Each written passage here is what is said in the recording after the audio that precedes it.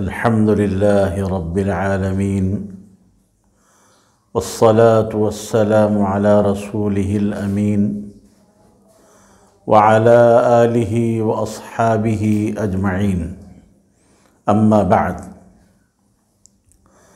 فأعوذ بالله من الشيطان الرجيم بسم الله الرحمن الرحيم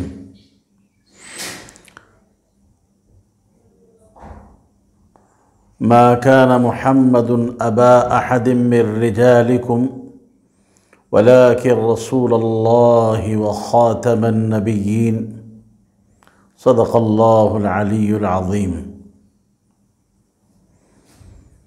معزز سامعین و ناظرین، میں بتوفیق الہی آپ حضرات کے روبرو حضور انور صلی اللہ علیہ وسلم کی ولادت باسعادت کے سلسلے میں مختصراً کچھ عرض کرنے کی کوشش کر رہا ہوں۔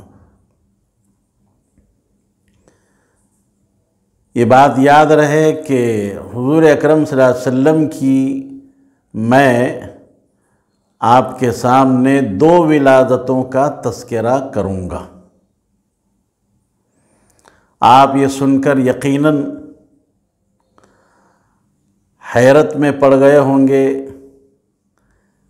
کہ بھلا ولادت تو ایک ہی ہوتی ہے، دو ولادتیں کیسی؟ مگر میری گزارشات کے سننے کے بعد آپ کی حیرانی اور پریشانی یقیناً دور ہو جائے گی۔ یاد رہے کہ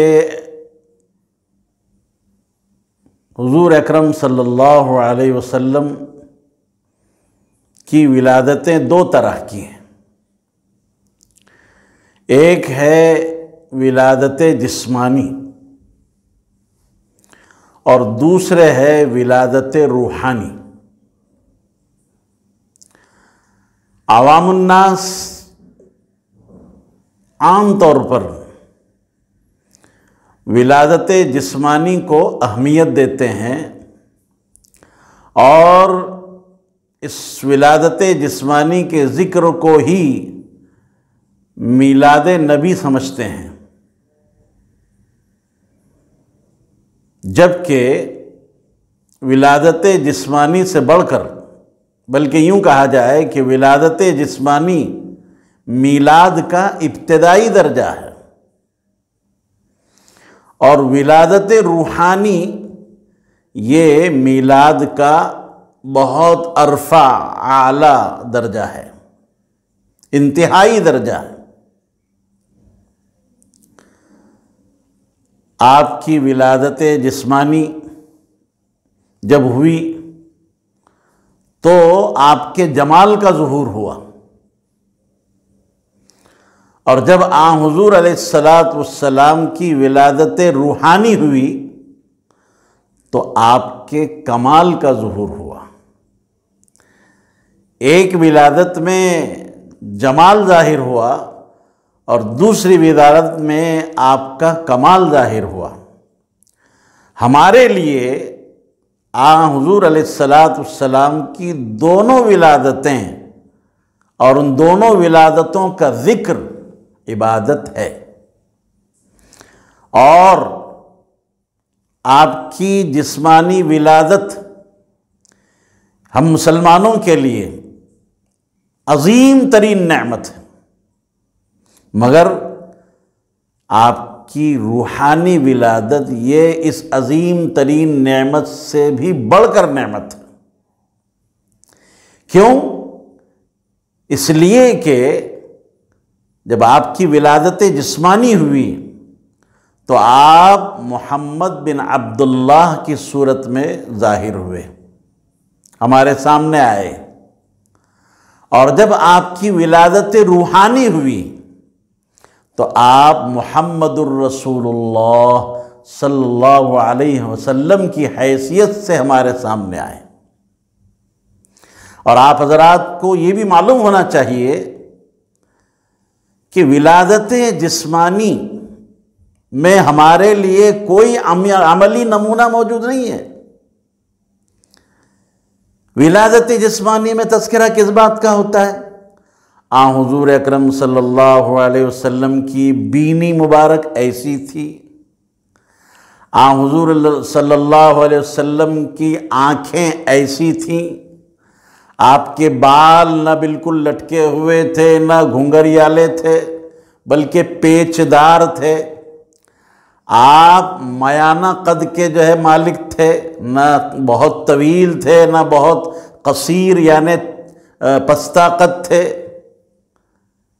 تو آپ کے اعضاء کا ذکر ہوتا ہے، آپ کے جسم کے جوارح کا ذکر کیا جاتا ہے، اور ظاہر بات ہے ہم آپ کے ان جوارح اور اعضاء اور آپ کے جسم کی ساخت اور بناوٹ اور آپ کے جمال اور آپ کی موزونیت اور آپ کے حسن میں ہم آپ کا مقابلہ کر ہی نہیں سکتے۔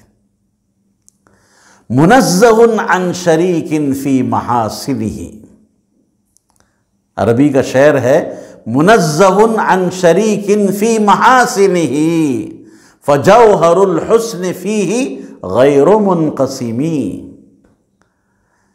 علامہ مناوی رحمۃ اللہ علیہ لکھتے ہیں کہ ہر مسلمان کے لیے یہ عقیدہ لازم ہے اور ہر ایک کے لیے ہر ایک اس عقیدے کا مکلف ہے کہ اللہ رب العزت نے آپ کو جو جسمانی جمال اور حسن اور خوبصورتی عطا فرمائی تھی وہ غضب کی تھی، اس میں آپ کا کوئی نظیر کوئی مثیل نہیں ہے، اور ہم آپ کے حسن کی تابعداری کر بھی نہیں سکتے، اس میں نقل کر بھی نہیں سکتے۔ ہم آپ کی طرح اپنا چہرہ بنا سکتے ہیں؟ ہرگز نہیں کر سکتے۔ آپ کی طرح ہم اپنا بال رکھ سکتے ہیں؟ نہیں کر سکتے۔ ہم از خود کچھ کرنے پر قادر نہیں ہیں، لیکن آپ کی ولادت روحانی میں ہمارے لیے عملی نمونہ موجود ہے۔ کیا ہے؟ آپ کی ولادت روحانی یعنی آپ صلی اللہ علیہ وسلم کی بعثت، آپ نبی ہوئے، نبی ہونے کی حیثیت سے آپ تشریف لائے، 40 سال کی عمر کے بعد اللہ تعالیٰ نے آپ کو نبی بنایا اور آپ کو بعثت عطا کی گئی، خلعت نبوت سے آپ کو نوازا گیا۔ تو آپ کی ولادت روحانی میں ہمارے لیے عملی نمونہ ہے۔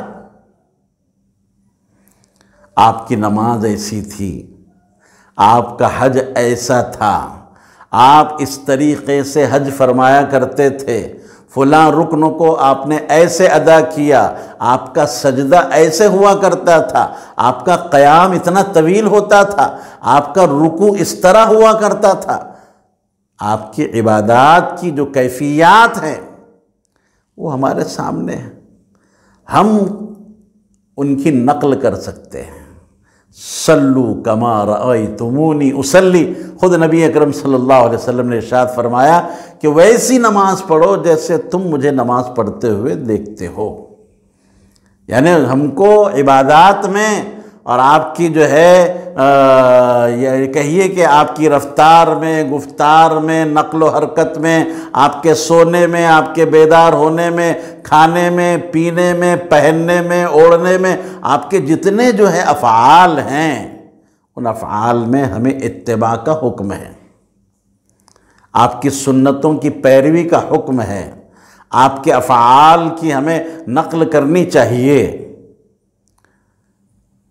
تو آپ کی حیرانی یقیناً دور ہوئی ہوگی کہ نبی کریم صلی اللہ علیہ وسلم کی ولادتیں ایک نہیں ہیں بلکہ 2 ہیں۔ یاد رہے گا آپ کو، ایک تو ہے ولادت جسمانی اور دوسرے ہے ولادت روحانی۔ اب یاد رکھیں کہ حضور علیہ السلام کی جسمانی ولادت کب ہوئی؟ اس بات پر تمام علماء کا اتفاق ہے، کسی کا ذرہ برابر اختلاف نہیں کہ مہینہ ربیع الاول کا تھا، اس میں کوئی دو رائے نہیں، سب اس پر متفق ہے کہ ماہ ربیع الاول اور ماہ ربیع الاول کا دن دوشنبہ، پیر کا دن تھا، ماہ ربیع الاول تھا، اس میں کسی کا اختلاف نہیں، تمام علماء کا اس بات پر اتفاق ہے۔ البتہ اختلاف ہے تو وہ آپ صلی اللہ علیہ وسلم کی ولادت اور پیدائش کی تاریخ کی تعین کے سلسلے میں ہے۔ اس سلسلے میں دو چار اقوال ہیں، کوئی کہتا ہے کہ 2 ربیع الاول، کوئی کہتا ہے کہ 8 ربیع الاول، کوئی کہتا ہے کہ 9 ربیع الاول، کوئی کہتا ہے 12 ربیع الاول، لیکن ابن بزار نے 12 ربیع الاول پر جمہور علماء کا اتفاق نقل کیا ہے۔ معلوم ہوا کہ مشہور تر اور راجح تر یہی بات ہے کہ آپ صلی اللہ علیہ وسلم کی ولادت جسمانی ماہ ربیع الاول بروز دوشنبہ 12 ربیع الاول کو اس سال ہوئی جس سال اصحاب فیل کا واقعہ پیش آیا۔ وہ کیا تھا آپ جانتے ہیں، اللہ تبارک و تعالیٰ نے قرآن مجید میں الم تر کیف فعل ربک باصحاب الفیل کی چھوٹی سی سورت کے ذیل میں یہ واقعہ نقل کیا ہے اور اس کی تصویر کشی کی ہے۔ ابرہا جو یمن کا بادشاہ تھا، وہ اپنا لشکر لے کر، جس میں ہاتھی بھی تھے، لے کر جو ہے مکہ المکرمہ پر اور خصوصاً کعبۃ اللہ کو ڈھانے کی نیت سے آیا تھا اور مکہ سے بہت قریب آ چکا تھا، مگر اللہ تبارک و تعالیٰ نے اپنی حقیر مخلوق ابابیل کے ذریعے سے چھوٹی چھوٹی کنکریوں کو ان کے ذریعے سے برسا کر کے ان کا خاتمہ کیا۔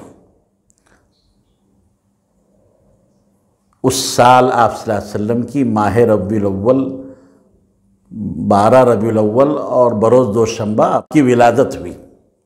یہ عجیب بات ہے، جس مہینے میں آپ کی ولادت ہوئی ہے اور جس روز آپ کی ولادت ہوئی ہے اسی روز اسی مہینے میں اسی روز آپ کی وفات بھی ہوئی ہے۔ آپ حضرات کے سامنے یہ بات عرض کی ہے کہ آپ کی ولادت جسمانی ہوئی تو آپ کا جمال ظاہر ہوا،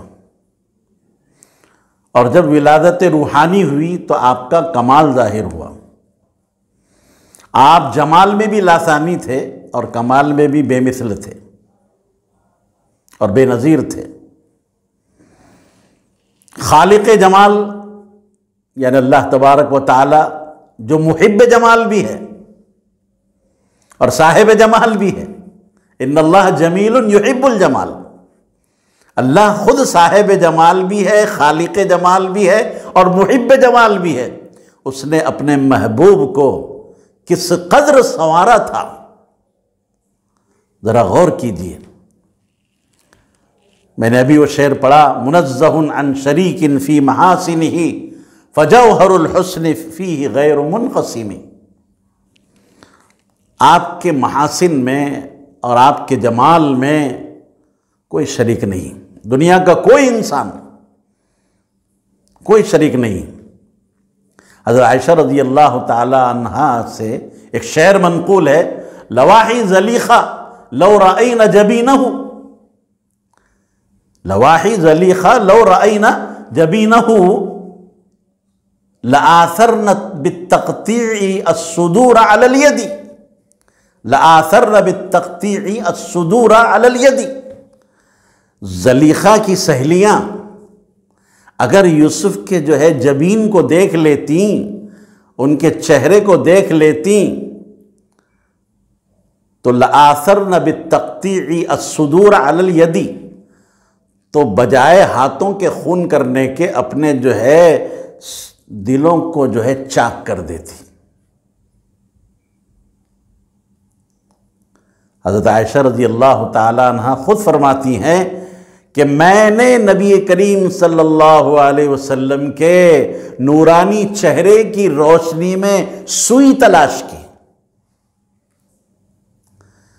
کیسا اللہ تبارک و تعالیٰ نے آپ کو چہرہ عطا فرمایا تھا۔ اور ایک بات مزید یاد رکھیں، حضرت یوسف علیہ السلام کو حسن دیا گیا تھا، لیکن ہمارے آقا صلی اللہ علیہ وسلم کو جمال عطا کیا گیا تھا۔ حسن اور جمال میں بڑا فرق ہے میرے بھائیوں، بہت فرق ہے۔ حسن تو خوبصورتی کو کہتے ہیں، صباحت کو کہتے ہیں، گورے پن کو کہتے ہیں، لیکن جمال کہتے ہیں تمام اعضاء کی موزونیت کو۔ آپ کا ہر عضو ایسا تھا کہ آپ وہاں انگشت نہیں رکھ سکتے تھے، انگلی نہیں رکھ سکتے تھے۔ آج ہم اپنا چہرہ آئینے میں دیکھتے ہیں تو کبھی ناک کو دیکھتے ہیں کہ ناک تھوڑی سی اگر ذرا پتلی ہوتی تو بڑی اچھی لگتی۔ ہم ہمارے چہرے کو دیکھتے ہیں، گالوں پہ رخساروں پہ ہاتھ رکھتے ہیں تو ایسا لگتا ہے کہ ذرا ہمارے رخسار تھوڑے سے اگر دبے ہوئے ہوتے تو اور اچھا لگتا۔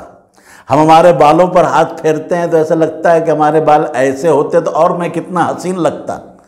نبی کریم صلی اللہ علیہ وسلم کے جسم کے تمام اعضاء بالکل متناسب اور موزوں تھے، جیسے کہ وہ شعر آپ جانتے ہیں، خلقت مبرأ من کل عیب، خلقت مبرأ من کل عیب کأنک خلقت کما تشاء۔ اللہ نے آپ کو ایسے پیدا کیا جیسے آپ چاہتے تھے، ناک ایسی ہونی چاہیے ویسی ہی، آپ کی انگشت مبارک ایسی ہونی چاہیے ایسی ہی، آپ کا قد ایسا ہونا تھا ویسا ہی۔ تو جمال الگ چیز ہے اور حسن جو ہے یہ الگ چیز ہے۔ حضرت جابر بن سمرہ رضی اللہ تعالیٰ عنہ غالباً یہی راوی ہیں، فرماتے ہیں کہ ایک روز میں بیٹھا ہوا تھا، افق پر دیکھا آسمان پر کہ جو ہے 14ویں کا چاند چمک رہا ہے، دمک رہا ہے اور اس کی چاندنی جو ہے کھیل رہی ہے، اور دوسرے طرف میں نے دیکھا کہ نبی اکرم صلی اللہ علیہ وسلم نور مجسم روح دو عالم صلی اللہ علیہ وسلم تشریف فرما ہے اور آپ کا چہرہ چمک رہا ہے، دمک رہا ہے۔ کبھی میں اس آسمان والے چاند کو دیکھتا اور کبھی میں جو ہے نبی کریم صلی اللہ علیہ وسلم کے چہرے انور کو دیکھتا، فیصلہ کرنا مشکل ہو گیا تھا کہ کون اچھا ہے۔ اخیر مجھے فیصلہ کرنا پڑا کہ آپ صلی اللہ علیہ وسلم کا چہرے انور اس چمکتے ہوئے 14ویں رات کے چاند سے بھی زیادہ روشن ہے اور حسین و خوبصورت ہے۔ یقین جانیے یہ صحابی کا قول ہے، یہ صحابی کا جو ہے صحابی کی بات بتا رہا ہوں، اور حضرات صحابہ کے مزاج میں مبالغے نہیں تھے ہماری طرح۔ یاد رکھیے خاص بات کہہ رہا ہوں، صحابہ کا طبقہ اس امت کا سب سے مقدس ترین طبقہ ہے۔ ایسا پاکیزہ طبقہ دنیا میں نہ پیدا ہوا ہے نہ ہوگا۔ آج کے زمانے کا اگر کوئی بڑے سے بڑا قلندر کیوں نہ ہو، بڑے سے بڑا قطب اور غوث اور ابدال کیوں نہ ہو، وہ حضرات صحابہ کے گرد کو بھی نہیں پہنچ سکتا۔ ان کے مزاج میں مبالغہ آرائی نہیں تھی، بلکہ اظہار حقیقت کرتے تھے، جو حقیقت ہوتی اتنا ہی بیان کرتے۔ آپ صلی اللہ علیہ وسلم، حضرت ابو ہریرہ فرماتے ہیں کہ آپ کے جسم کو اور آپ کے چہرے کو دیکھ کر لگتا تھا کہ ایسا صاف اور ایسا شفاف اور ایسا حسین اور خوبصورت لگتا تھا کہ کسی نے چاندی سے ڈھال کر بنایا ہے۔ ارے چاندی کی بھی کیا حیثیت ہے آپ صلی اللہ علیہ وسلم کے جو ہے حسن اور جمال کے مقابلے میں، یہ تو صرف ایک تشبیہ کے لیے ہے۔ بہرحال یا صاحب الجمال و یا سید البشر، یا صاحب الجمال و یا سید البشر من وجہک المنیر لقد نور القمر۔ آپ ہی کے چہرے انور کی روشنی سے اللہ نے قمر کو بھی جو ہے منور کیا ہے۔ آپ صاحب جمال بھی ہیں اور آپ سید البشر بھی ہیں۔ لا يمكن الثناء كما كان حقه، آپ کی کما حق و تعریف ممکن ہی نہیں ہے بعد از خدا بزرگ۔ تو یہ قصہ مختصر، اللہ کی ذات کے بعد اگر کوئی بزرگ ہستی ہو سکتی ہے تو وہ حضور علیہ السلام کی ہے۔